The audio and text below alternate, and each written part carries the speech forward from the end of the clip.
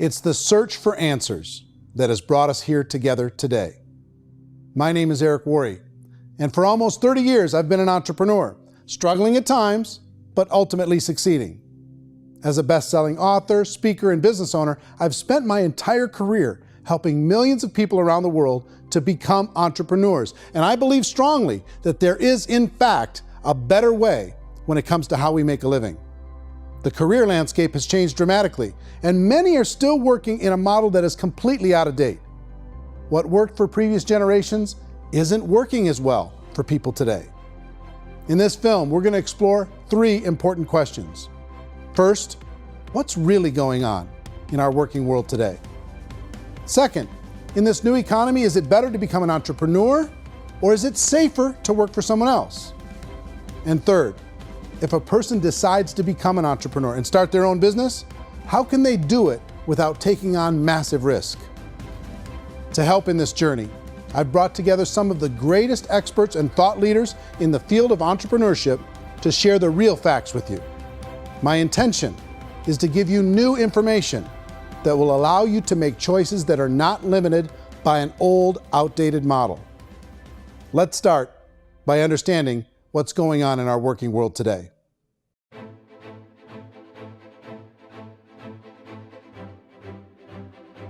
Let's look at unemployment. 30–40% of the people are honestly not working, but would be working. What our government does is if you haven't found a job in 6 months, we don't call you unemployed. We pretend you dropped out of the labor force. I've often said that unemployment, particularly structural unemployment, that's unemployment due to technological changes, is the first sign of economic growth. Think of it, 10 people live on an island. They go out every day and fish. One day, new technology shows up. A missionary brings them a net.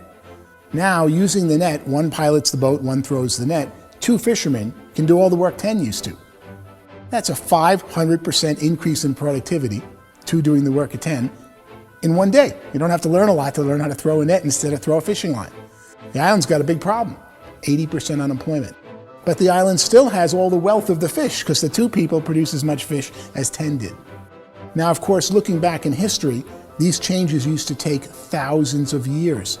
And during that time, we went into farming and transportation. Some of us became doctors and some teachers and lawyers, and we developed all these new professions and new manufacturing jobs.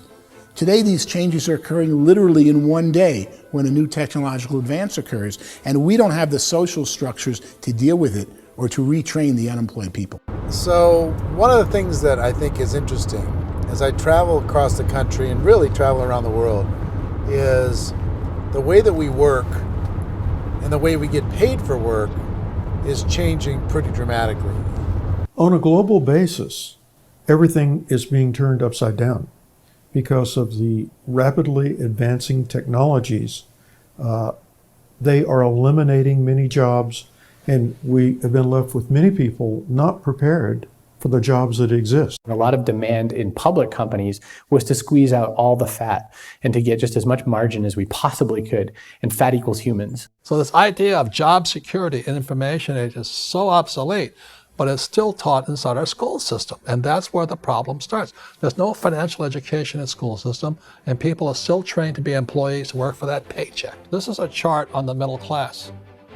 What's happening in the middle class, those that went to school, their incomes have been coming down for years. And parents still say to their kids, go to school, get a job. Now what happens to all those middle class people who are dropping off the ends of off the chart? Well, they become what's called working poor. And this is what happens to working poor. But they say poverty is ending. Well, poverty may be ending, but working poverty is going up. And this is food stamp usage. So food stamp usage in America is going through the roof right now, because people cannot earn what they call a living wage. Most people have experienced financial pressures that I think are probably greater than they have been in the past. If you're not working for yourself, then it's going to be a pretty hard road for a lot of people. Today, if you're going to control your future, the 40-40 plan is gone, where you can graduate from college and get a job and work for 40 hours a week for 40 years. That day is gone. So some of these charts actually tell you what's going on. And this is a really interesting one. You know, people are going back to school because if I go back to school, I'll get a nice job. But this is what's happening to, it's called Sallie Mae, which is the student loan guys. Student loan is going through the roof. It's now over $1 trillion, and student loan debt is worse than credit card debt. So when people stopped using credit card, the government got people into or student loan debt. And the problem with student loan debt is you can never be forgiven. See, with credit card debt, you can declare bankruptcy and all's forgiven. But student loan debt, you can declare bankruptcy, you still owe it. It's the worst of all debt. But this is the next picture. Look at this chart here. This is what's happening to wages of college graduates. It's going down. So you go to college, you rack up all this debt, but you earn less money. Now, that's not that intelligent.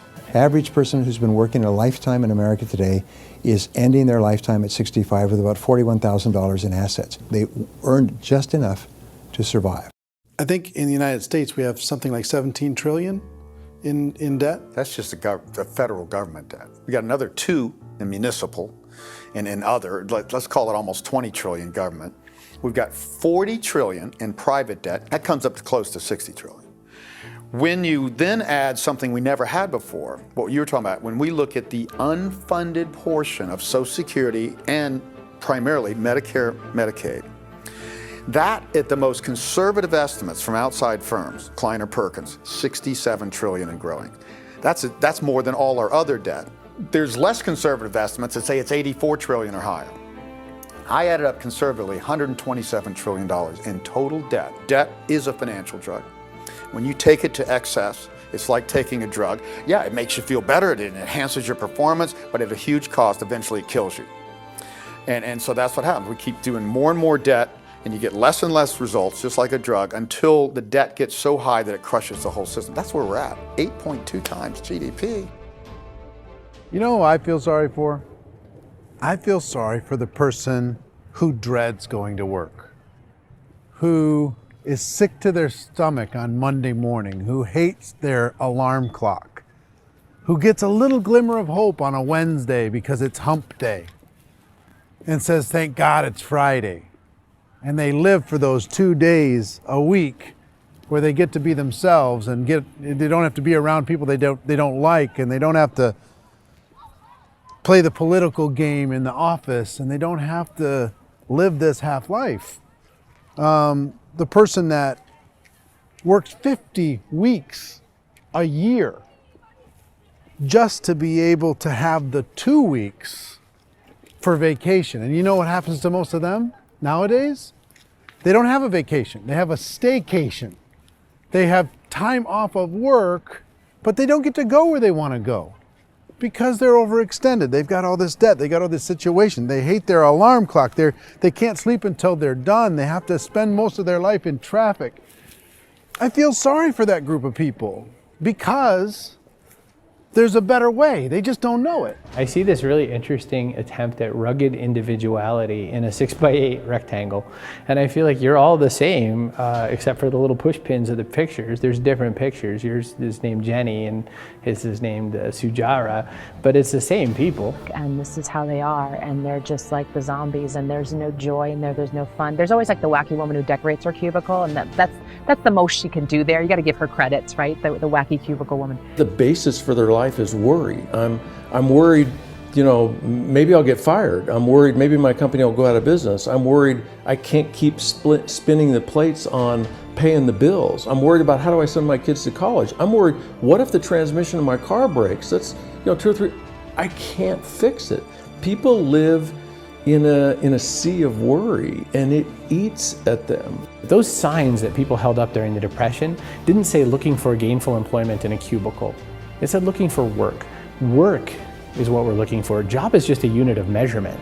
Work is what we're going after. It's time to look in the mirror and say, it's not the economy, it's my economy. It's my little world of where I am. I need to improve. I'm not going to wait for the economy to come back, because frankly, the economy is doing great in this country.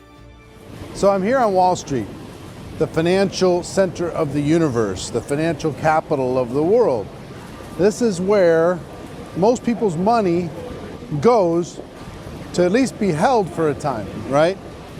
With interest rates in banks being effectively zero, and many experts are predicting it's going to stay at zero for the next 10, 20, even 30 years, people feel like they don't have any choice but to put their future into equities, to put their future into the hands of other people on this stock market, and hope that the stock market goes up, hope that the stocks that their advisors pick or that they pick goes up. That's one way to go, I guess. It's my personal belief that if you put your future into the hands of yourself, in other words, you have earning power by yourself, I think you're a better investment than these guys. I think controlling your future is a better option than handing over your retirement to these guys. The average household income in the United States is approximately $50,000 a year, what they call the middle class. To reach the top 25% of income earners, you'd need to earn at least $90,000 a year. To reach the top 10% would be a household income of $140,000, the top 5%, $190,000, and to be in the top 1%, you'd need a combined household income of at least $380,000 a year.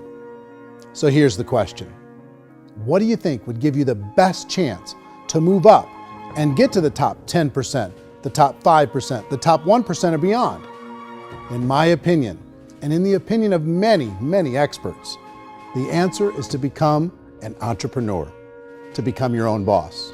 I think you have to be a business owner. I can't, the only time I ever say to someone it'd be great to be an employee is when they've already told me they've surrendered. I only tell people who are wounded spiritually that they should be an employee. And it's that feeling that you get when you pick up the backpack off the little Cub Scout and say, "Don't worry, little guy, we'll get you back to the camp."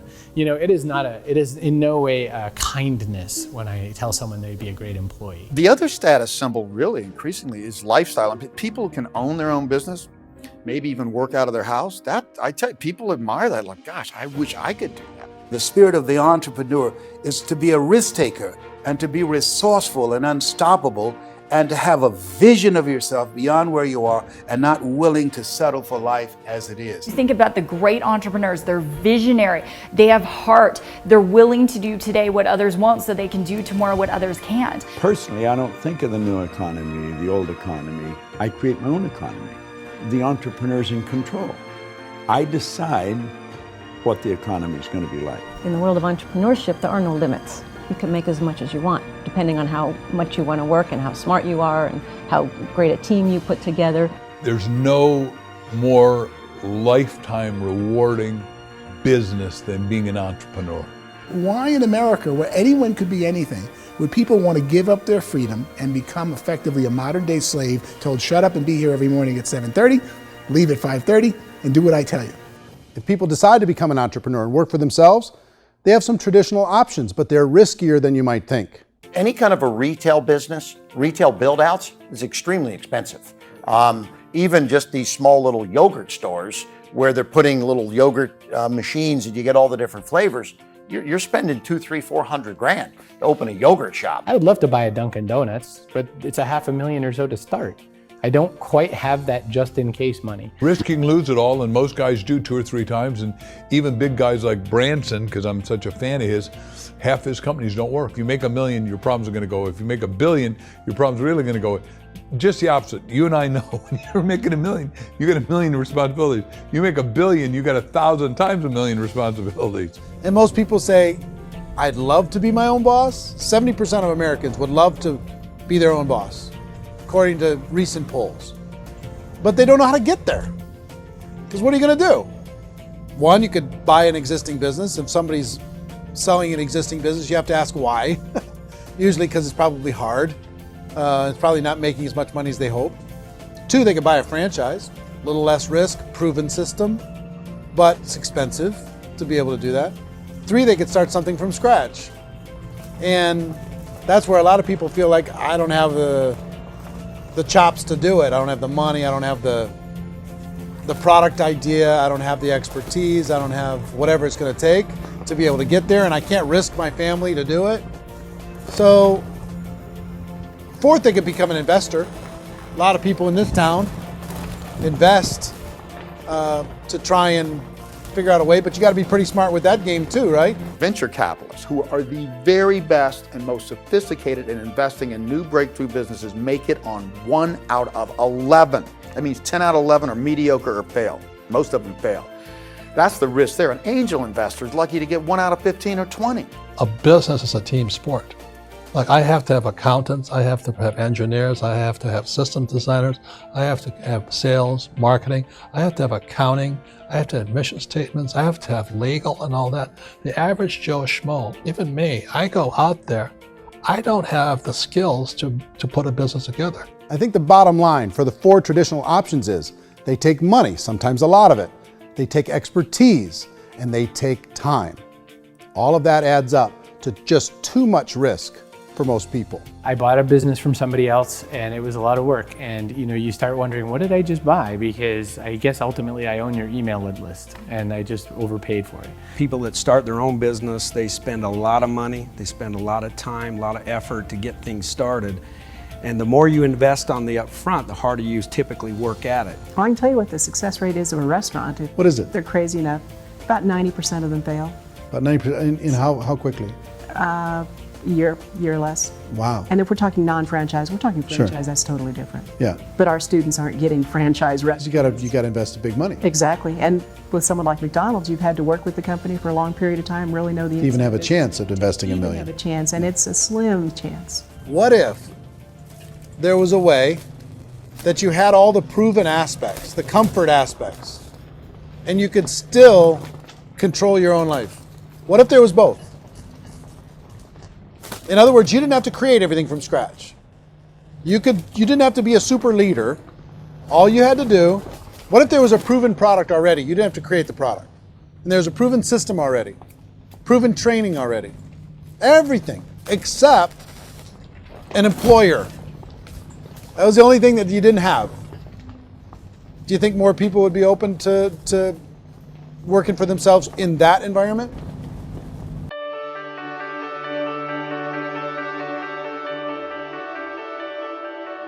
In our search for a better way to make a living, we've come to the conclusion that becoming an entrepreneur is actually safer than being an employee.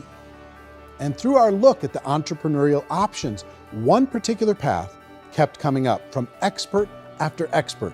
And I think most people will find it surprising because it's certainly a non-traditional business model.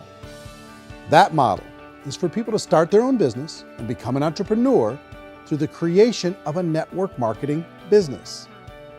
Some people call it direct selling because the product is being sold directly from the manufacturer to the end consumer, cutting out the middlemen. Other people call it multi-level marketing, or MLM, because there are multiple levels of commissions paid.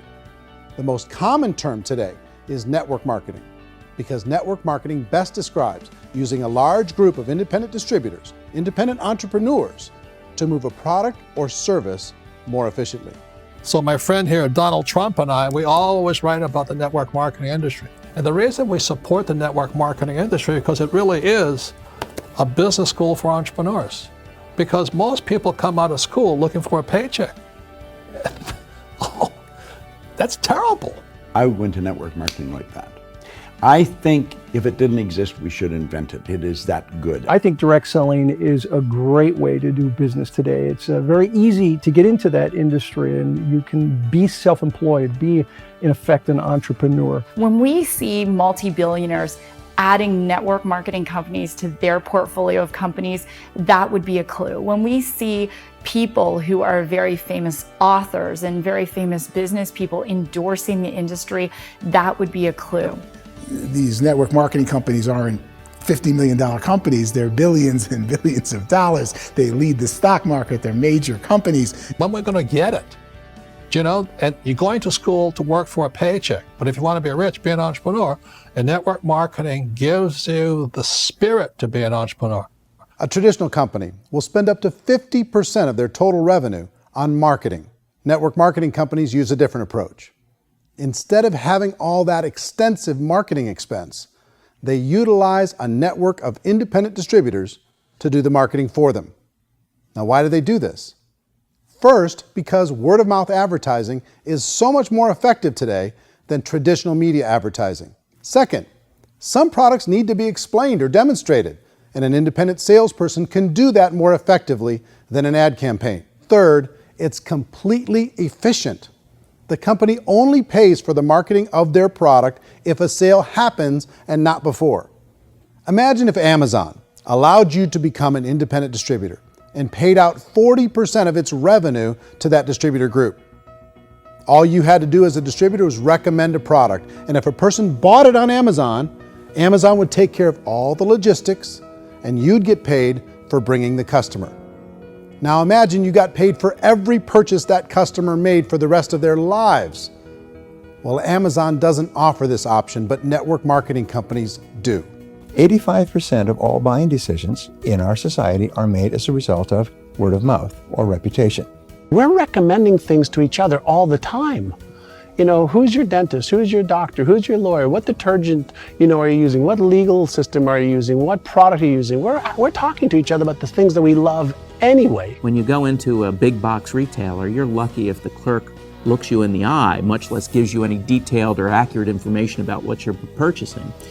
So of course, this personal information, this education coming from a friend, a neighbor, a relative, or even a stranger, but one who has experience with the product is extraordinarily valuable. As a matter of fact, network marketing can educate consumers probably better than any other form of marketing. It certainly can do better than advertising, because advertising usually has a certain hype to it and you can only get limited information.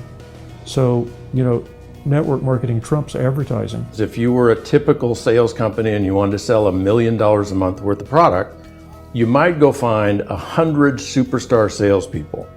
The quota would be $10,000 a month. So network marketing as a distribution system just flips the numbers. So we use 10,000 happy, raving fans of a particular product, and we don't concern ourselves so much with how much product each one of them individually sells. If they sell just $100 or $200 a month, and there's 10,000 of them, you're selling $1 million to $2 million a month worth of product. And that's the best way I can explain how network marketing works. This is the marketing arm of the company. There's not money being wasted on bricks and mortar. There's not money being wasted on inventory that's sitting stagnant somewhere. There's not of employees standing around that don't have customers. These are people that are going to connect with customers. These companies allow people to become independent distributors for extremely low cost and with no minimum time or sales quota. Essentially, they own their own business and can provide as much or as little sales as they choose.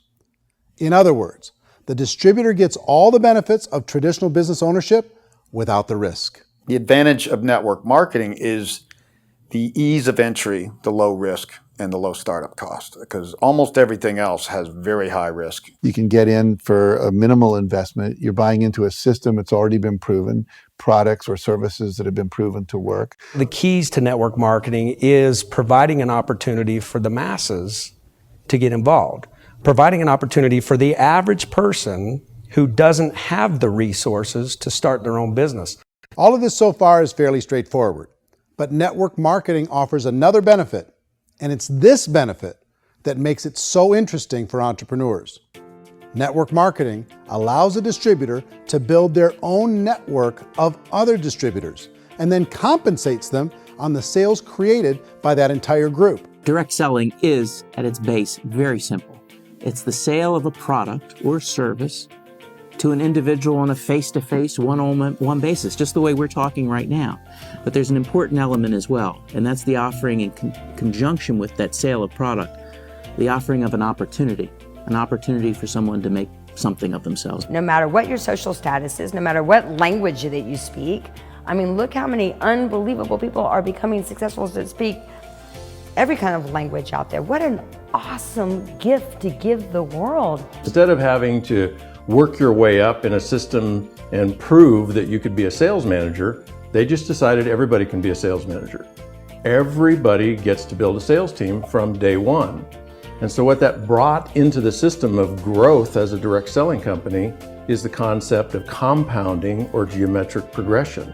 Because now you can actually grow a sales force very quickly because everybody is enrolling people in their own sales force. People who are like, oh, this is weird, I'm building a sales team, or what do you think you do at a regular company? How do you think a regular company works? Network marketing is the only industry that doesn't say your past determines your future. It looks at your past and says, okay, now what can we train you to do so you can have a great future? Every other employer out there wants to exploit you for what you already know, not teach you something new. Network marketing has the potential to save the United States and the world because it's going to teach people not to be employees, but to be entrepreneurs.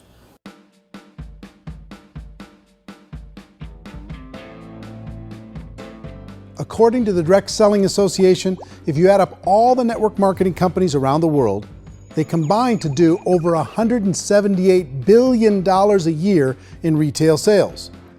To give you an idea of how big that really is, the NFL, the National Football League, does approximately $9 billion a year. The music industry does a little more than $16 billion a year, and the movie industry does about $80 billion a year. Using a conservative average, network marketing companies pay their distributors about 40% of that $178 billion in the form of commissions, which adds up to more than $71 billion a year. That's almost $6 billion a month. It's almost $200 million in commissions every single day. So it's certainly working, and people are making serious money in network marketing. With the growth of the direct selling industry over the last 10, 15, 20 years, we've seen a broader understanding of the channel.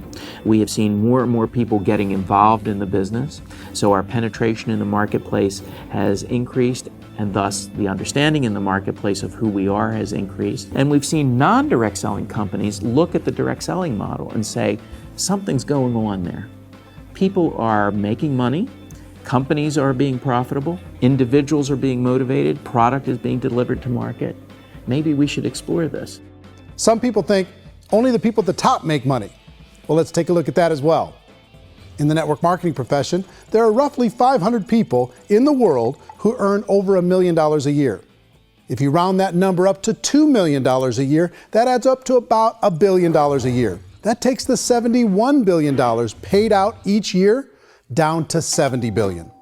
So where does the rest of the money go? The vast majority goes to part-time people making anywhere from a few $100s a month to many thousands of dollars a month. It goes to people who choose to make it a full-time career move and earning even more than that. Every day, people are using the money they earn through network marketing to pay off debt, have more fun, and improve the quality of their lives. Everyone I know in network marketing has been doing that since the 50s.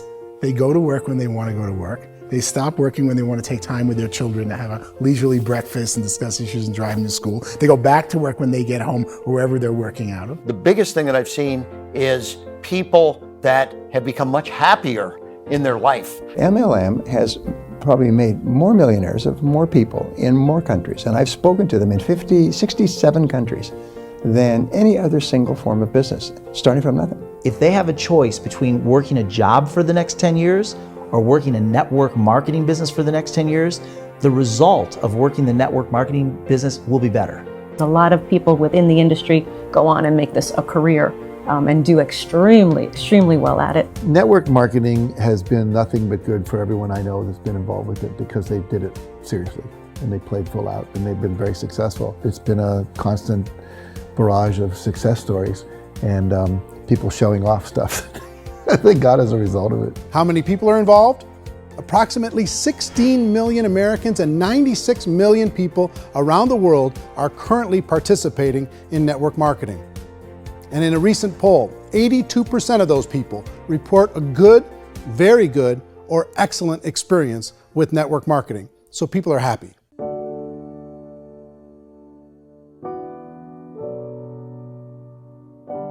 So I've taken a look at the network marketing profession and really tried to understand why so many people are confused as to the validity of this as a business. One is this pyramid shape. People get really messed up with this pyramid. Oh, it's one of those pyramid things. So I just think there are a lot of haters out there who really don't understand the industry and say, oh, it's a get-rich-quick scheme. It's a pyramid. Well, corporate America is a pyramid scheme. You know what I mean? It goes like this. You have thousands of MBAs, let's say working for Ford or General Motors or Coca-Cola. If all these MBAs, they're all trying to get to here, that's a pyramid. Only one guy's going to make it. Every 10 years, one's going to make it. Whereas you look at network marketing, it's like this. So you're here, and your job is to develop other CEOs coming up behind you. So it's an inverse pyramid. In network marketing, it's a very simple concept. If you sell product, you get paid. It is paid based on production. There is no first mover's advantage. There is no investment component where the more somebody spends, the more they're entitled to make. So the two are polar opposites of each other. It doesn't matter what shape the company is or the compensation plan is shaped, whether it's a circle or a pyramid or a triangle or a trapezoid, it doesn't matter. If compensation is coming primarily from recruitment, then you've got a problem. On the other hand, if an operation is basing their compensation to participants on the basis of sales, even when those sales are generated by people you've recruited, well, then you're a perfectly legitimate enterprise. That's the legal test, it's the practical test. Another issue that's been true in the past that is no longer true now is people used to be in network marketing loaded up with products that they couldn't sell, and they ended up a loser. They ended up with a bunch of product in their garage, they ended up with a bunch of products sitting in their kitchen shelves or whatever, and they thought they could sell it, and then they weren't willing to or able to sell it, and they ended up with a bunch of stuff, and they were bitter about it. There was this thing called front loading where you had to buy, like, well, if you bought $25,000 worth of product, you got better commissions and all this. Today, it's almost all done by computer. It's direct mail, comes from a warehouse somewhere else. You don't have to have all this inventory. You don't have to stock up. It's a paperless world now. You know, most of it's done online. You have a back office. It really works. And I mean, the technology has changed everything. Third issue is people start talking about 99% of people in network marketing don't make any money. Well, we've talked about that over the course of this journey together. Almost $200 million a day is being paid out to network marketing distributors around the world. The naysayers, the people who say that it doesn't work, are usually the ones who just don't know how to make it work for themselves. And so they're giving you an opinion, and I tell people, don't confuse people's opinions with expertise, because opinions are free. And don't confuse sincerity with the truth, because people could be sincerely wrong. But here's the reality inside of network marketing. The vast majority of people that get involved in network marketing just become customers, and they get involved to be able to purchase product at a lower price. If you take Costco as an example, if a person goes into Costco and gets a membership to Costco so they can get a lower price on the product, we don't call that person a loser because they have a bunch of product that they walked out with a smile on their face. Yet when some people want to take a look at network marketing, they say, well, those people, they're just using the product and they aren't earning an income, so they must be a loser. They're not a loser, they're a happy customer. That's the vast majority of people that are involved in network marketing. Now, a smaller percentage of those people decide to go build a business. They earn $300 a month, $500 a month, $1,000, $2,000. That's the bulk of earnings in network marketing. And then there's the few that really decide to take it serious, really decide to build a large network, really work to make that network very, very productive. And those people make huge amounts of money, and there's no cap. What I do as an outside economist, just somebody looking at this industry like any other industry I speak and say, look, what's the realities of this? 1% do incredibly well. 10% generate some additional income at pretty low risk and effort. That's not, and 90% of people roughly end up customers. One thing that I think is real when it comes to people's perceptions about network marketing is people put this, and distributors, I think, involved in network marketing have some responsibility for this. They have sometimes unrealistic claims about the product or about the income. Most people who become distributors, they want the money, they want to be successful, but they don't have the skills. They don't know what to do. And when people don't know what to do and they're in a new business, they're scared. And when they're scared, they panic and desperation kind of sets in. So they think everyone they talk to has to get in. So if I talk to you and you say, well, no, I don't have time to do that, they're like, no, I need you. You have to do this or I won't be successful. So I start clawing on you. I start that desperation. So then I start making claims about the product, which are not appropriate, probably not even true. Or I start saying, let me show you how you can make all this money and you don't have to do anything, Eric. And so you just totally misrepresent the opportunity, and you're clingy with people because you think you need everybody to be successful. and you don't. You know, one of the messages that I try to deliver most forcefully to companies as well as salespeople in direct selling is that you don't have to overpromise. The reality is in network marketing, there's a lot of hard work involved. There's a lot of effort. You're going to have to develop yourself. It's a business like anything else. It's going to take some time, but in my opinion, it's better.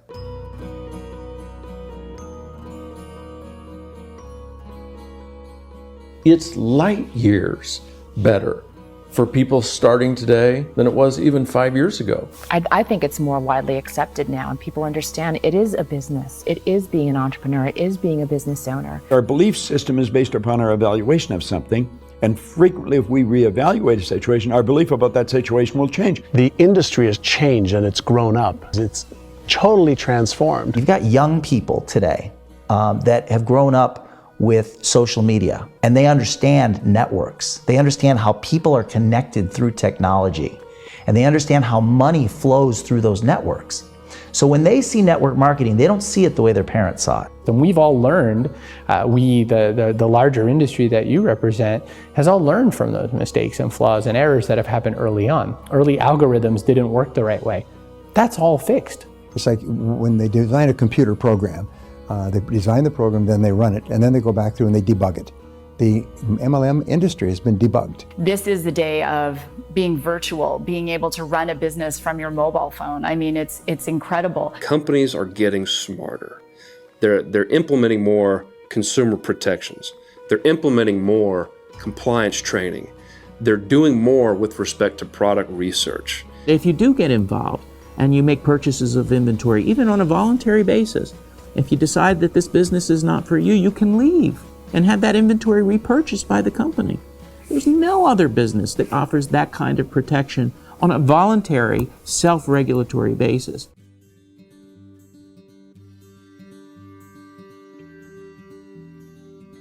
If you decide to look further into a network marketing business in order to generate more cash flow for your family, I would recommend reviewing the following 4 elements. First is the product or service. And on the product or service, I would ask 5 important questions. 1, do you like it? Is it something you would feel comfortable sharing with others? 2, is there a recognized need in the marketplace? It's hard to create a need if one isn't naturally there. 3rd, does the product meet that need? Does it solve a legitimate problem for consumers? And 4th, is it priced to sell? Can it compete in the marketplace? And 5th, is it priced for profit? Is there enough margin for the company and the distributor to be able to generate income for the long term? If you can answer the questions on the product to your satisfaction, the next element to consider is the company itself. Is it well run? Do you believe in the founders or the management team? Do you feel they have what it takes to go all the way? See, it doesn't matter how good the product is if the management can't take care of the company. Good management can change with the times. They can handle adversity. They can make good decisions. Make sure you choose a company that can serve you for a long time. The 3rd element to consider is the compensation plan. And with that, there are 3 important things to look at. First, a brand new person needs to be able to generate some money fairly quickly. It may be an obvious reason, but you can probably imagine the ripple effect of a distributor getting involved and having even a small victory fast. That can only help with the overall success of the organization. Second, a person should be able to develop a moderate part-time income in a reasonable period of time. As they develop their network and as their sales grow, they should be able to enjoy more benefits. And 3rd, for the people who are really serious, for those who decide to really go pro in the network marketing profession, there should be the possibility to make a serious full-time income if they work hard and are committed to developing their skills. If you're comfortable with the product, the company, and the compensation plan, the last thing you should look at is the support that will be made available to you. Does the company have a website? Does it have a solid online reporting tool? Do they have comprehensive training available? Do they host events to help you build your business? If you decide to do this, what kind of a support system can you plug into? Choosing a network marketing company is a personal decision. But evaluating the 4 elements of product, company, compensation plan, and support is a great place to start. Is the company promising that you're going to get rich quick or that you can make a lot of money without a lot of effort? That's a red flag. Is there a product that you really believe in that you think can be sold? Or are you being told by salespeople or the person who's trying to recruit you or by the company itself that don't worry about the product, all you have to do is recruit other people into the business? Red flag, warning sign. If you're hearing that, take a second or even a third look. Get to know the customers, the products, the business, have some success, and see where the opportunities might take you to move up in the organization. You want to find out, how concerned are they about my education, my training, and my development? Is there a space for me to grow? Most important question. Learn everything that you can about the product. Make sure it's something that you believe in, and learn everything you can about the industry and work that system. You have to be very passionate about whatever that company is doing. I would get involved. You can always test drive anything, you know, the product, the service, the community, and then lean into it a bit. If it feels good, then lean into it a lot. Behind me is the Lincoln Memorial. And this is a place where Martin Luther King Jr. had his famous "I Have a Dream" speech. And at that speech, he talked about his dream for equality for everyone around the world, and that's a noble dream. But I think more people need to remember what it was like when they were kids and the dream was still alive in them, before it got beaten out of them by reality, by this paycheck, by these responsibilities, and by having to live for this job to pay the bills. I think people need to remember that, go back to that.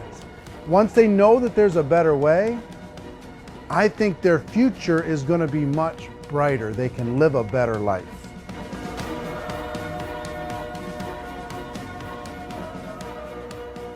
So if you're considering getting involved in a network marketing company, let me offer you just a few pieces of advice.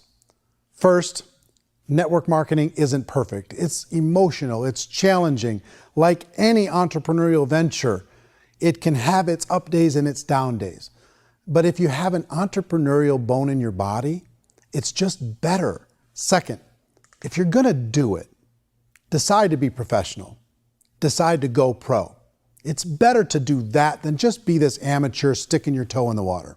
Third, as any professional, you're gonna have to learn some new skills. And I promise you, inside of the network marketing profession, they're not too difficult to learn. Fourth, like anything worthwhile, it's gonna take some time. Don't expect that you're gonna get to the finish line right out of the gate. And fifth, it's worth it. It's worth it to be able to take charge of your life again. It's worth it to be able to control your own financial situation. It's worth it for the people you're going to be able to spend time with. It's worth it for the things you're going to be able to see and the experiences you're going to be able to experience. It's worth it for the causes you're going to be able to contribute to, the lives you're going to be able to touch, the customers you're going to be able to help, the friendships you're going to be able to develop. I promise you, it's worth it. Remember, most people are searching for answers just like you are. But I do have to tell you the catch to network marketing. If there is a catch, if you want to understand this from an emotional point of view, people say, well, it sounds too good to be true. It's not, it's hard work. But here's the catch. Most people still don't understand it. So you're going to have to endure the loss of social esteem from ignorant people. The uneducated will think less of you. Now, if you can handle that, you're on your way. If that's going to destroy you, you know what? Entrepreneurship in general probably isn't in your future. If you can face that catch, you can become unstoppable. I want everyone to really contemplate this if they're not in network marketing. You're in a job, you probably have a mortgage, you have rent, you have debt, whatever's going on. You're in a prison. You work just hard enough to keep them from firing you, and they pay you just enough to keep you from quitting. Come on! I've been there, done that, and bought that t-shirt. In network marketing, if you run into failure, it's really just a homework lesson for yourself. There's no one to blame. You really have no excuse not to be successful. You just don't. People don't want to hear that, but there's so much available to you. If you want to be a good network marketer, be a student to the people above you, be a fellow traveler to the people on the same level, and be a teacher to those below, and know when it's appropriate to do which. People who are not afraid of asking people to buy things or not afraid of persuading people with the chance they may say no. These people own the future. Nothing happens until something moves. So you got to go move, you got to go do something, or nothing's going to change in your life. In the beginning, you're going to do a lot of things that you don't get paid for. But as you go down the road, you get paid for a lot of things that you don't do. And your job is rehabilitate the spirit, the entrepreneur spirit in all of us. You give it back. Either give it a strong yes or a strong no, but no wishy-washy, dilly-dally stuff in the middle. There's dreams and there are nightmares, but I believe that the biggest nightmare of all is when you don't pursue your dream. You're going to see some monumental growth in this profession. It's an exciting, exciting time to be involved with the network marketing profession. The next 10 years, I see just exponential growth. When that tipping point comes, it's not a matter of asking somebody, have you ever heard about network marketing? You're really asking them, which company are you building your wealth in? We are here to fix the world, to improve relationships with other people, to improve other lives. And the real reward comes as an entrepreneur in any level from teaching somebody something and watching them soar. There is no greater reward.